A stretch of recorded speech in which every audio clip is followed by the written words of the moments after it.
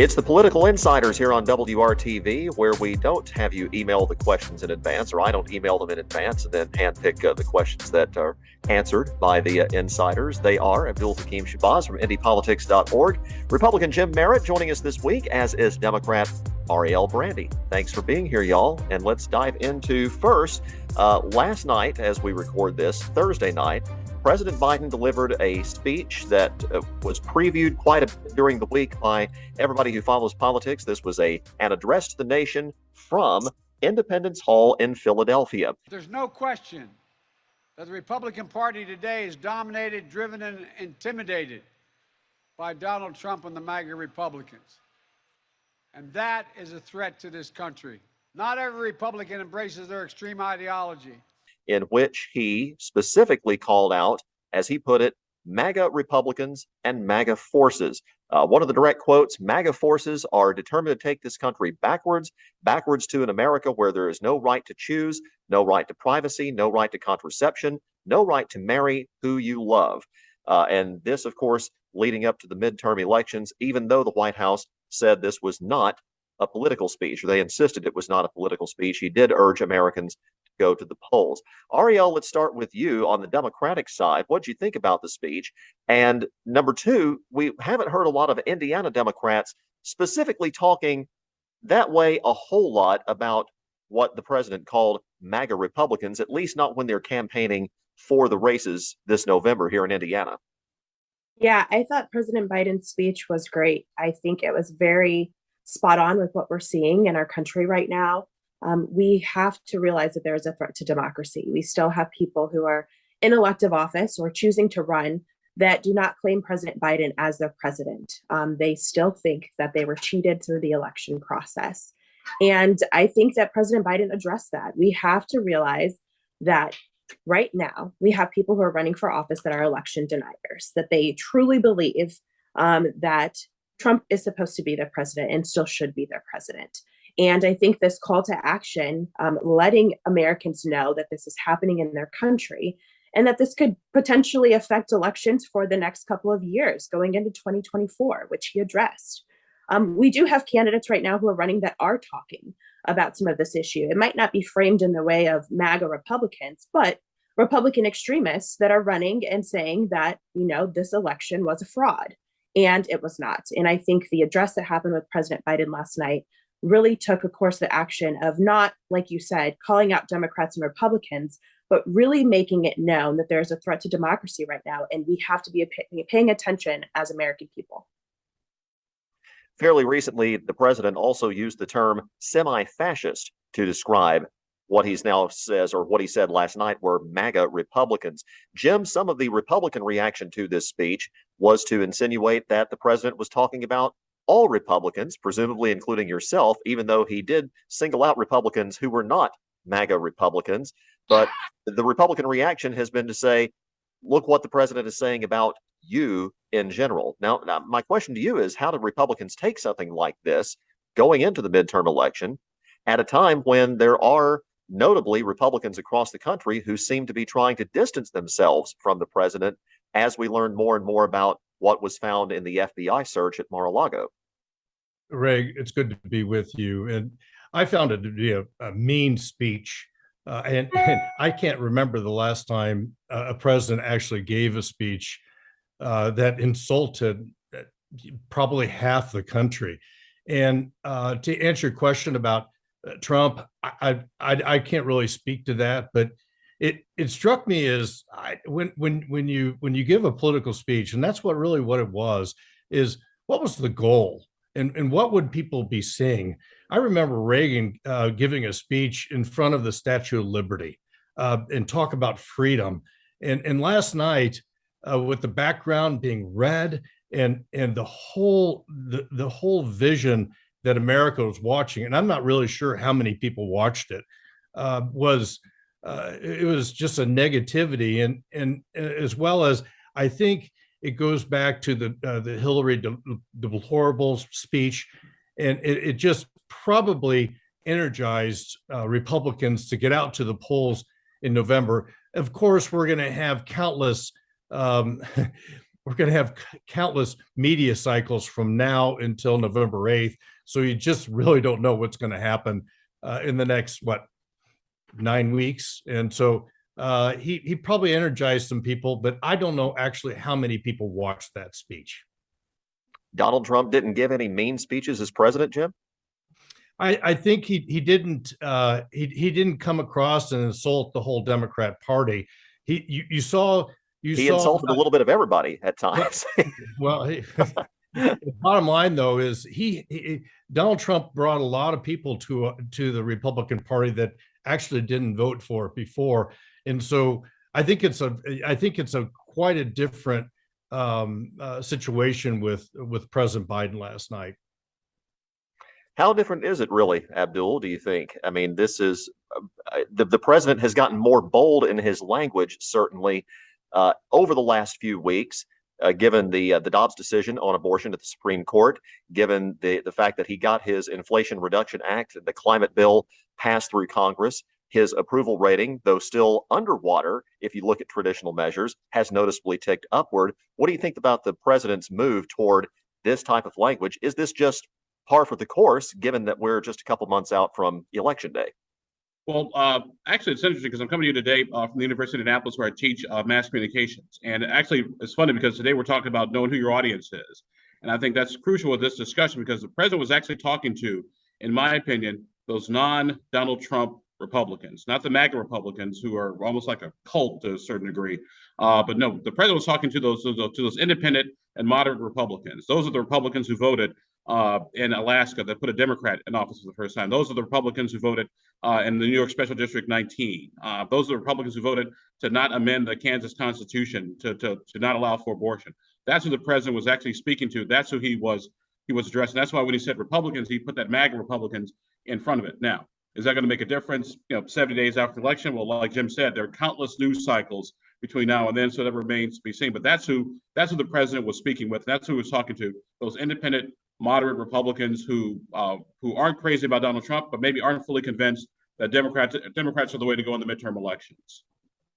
Well, what I've heard from Abdul, and I'll address this to Arielle Brandy, is one of those Democrats trying to talk to Republicans, perhaps of that ilk, is Destiny Wells, who is the Democratic nominee for Secretary of State here in Indiana. Destiny had a tweet a couple days ago that I found interesting. She said that Indiana is not a red state. Indiana is a purple state with a turnout problem. So that obviously is something that she is trying to capitalize on. But at the same time, it seems like she has not been shy about courting those Republican voters who might not be inclined to lean toward the Trump wing of the party. Absolutely. And she's been talking to everyone, Democrats, Republicans, independents. And we have to realize, and we know this, we're all folks that are, involved in politics and pay attention. Indiana is not always just solidly a red state. We have gone blue before. We know that Hoosier voters will vote for a candidate that will best represent them. And we also know that sometimes they don't just vote on party lines. And I think this is going to be one of those election years where voters are really going to be paying attention to people who they want to elect into office that are actually going to want to follow democracy, and also taking a look at those that are aligning with the issues that are best to them and their Hoosier families. Destiny Wells is doing a great job at really honing in on the fact that, yes, Indiana is 46th in voter turnout, which is horrible. We need to be able to help increase that. And so by having that strong talking point and getting Hoosiers to understand that we're not always just this deep red state that the nation paints us to be. We are actually a state that will vote in alignment with our issues when we have the right candidates that are running. And I think we have that right now at this election cycle. And Destiny Wells is that candidate to get the work done.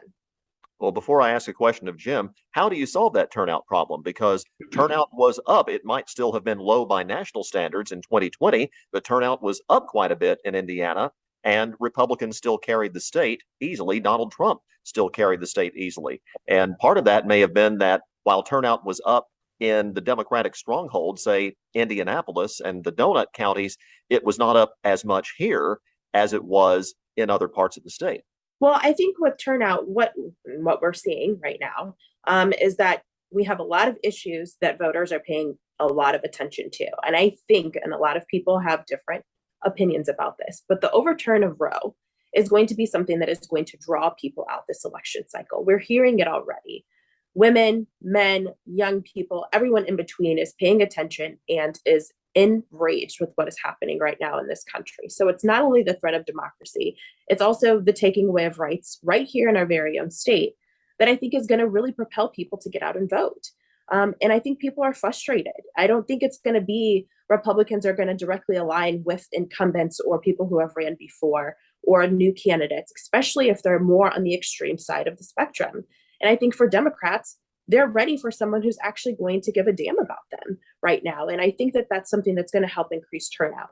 Roe is going to be something that gets not only women out to vote, but men and young people out to vote. And I'm excited to see what happens with turnout this time. I think we have an opportunity to really change the course of what's happening here in our state. Jim, Todd Young, Senator Young was in town, or he's been touring the state talking about gas prices a lot lately.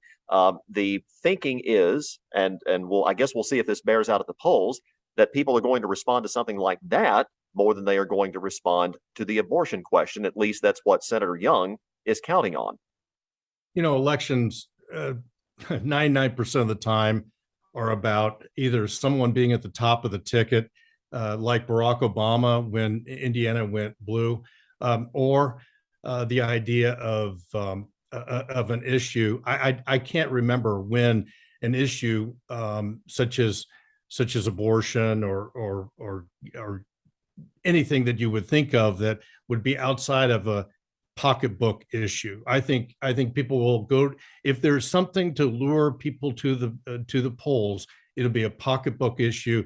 When you talk about if you talk about inflation, you talk about the price of gas, and it just all depends on in September and October what the Republicans actually focus on and talk about and resonates at the quote unquote breakfast room table.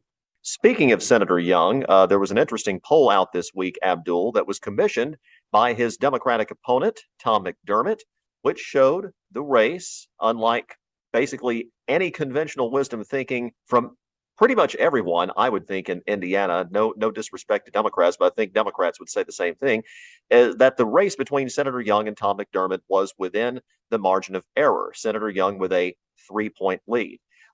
Abdul, first of all, any reason at all to believe anything about that poll, even though it looks like their metrics are okay, it looks like their methodology might have been okay, but my gut reaction is there's no way. Well, the pollster that Tom McDermott's campaign used was Change Research, and I actually used them before a couple of years ago in the governor's race between Governor Eric Holcomb, Don Rainwater, and Dr. Woody Myers. And what I remind folks is polls are not predictions; they're snapshots in time.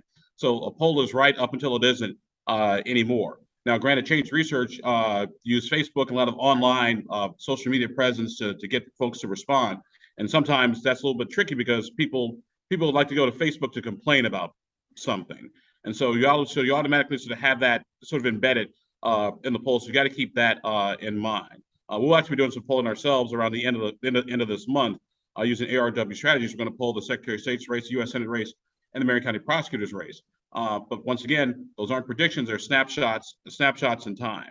And what's interesting is some of my libertarian friends have been complaining because they didn't include James Siniak's name in the poll, so they say the poll doesn't work. Like, well, yes, it does, because James Siniak is in that 13% sort of undecided. He's probably pulling about 6 or 7% on a good day. So we got to keep that in mind whenever we look at polls, because first and foremost, they're not predictions; they're nearly snapshots in time. Now, we can look at trends, and after a while, we see trends start to pop up and develop. That'll let us know what's really going on. But predictions, no; snapshots, yes. Yeah, no disrespect to libertarians, but when they start polling double digits consistently in statewide elections, then I think we can talk. Jim, any reason for Senator Young to be concerned, whether it's the poll or whether it's just the overall mood right now, given, as Abdul pointed out, a lot of Democratic victories, including in Alaska and traditionally non-Democratic areas? Any reason for Senator Young to be concerned right now? No, I had chuckled when I saw this on an online poll. You have something called a GoFundMe page. This is a Go Like Me poll, and so I don't think it makes any difference whatsoever. I find it, when I looked at it, Abdul, as being very unscientific.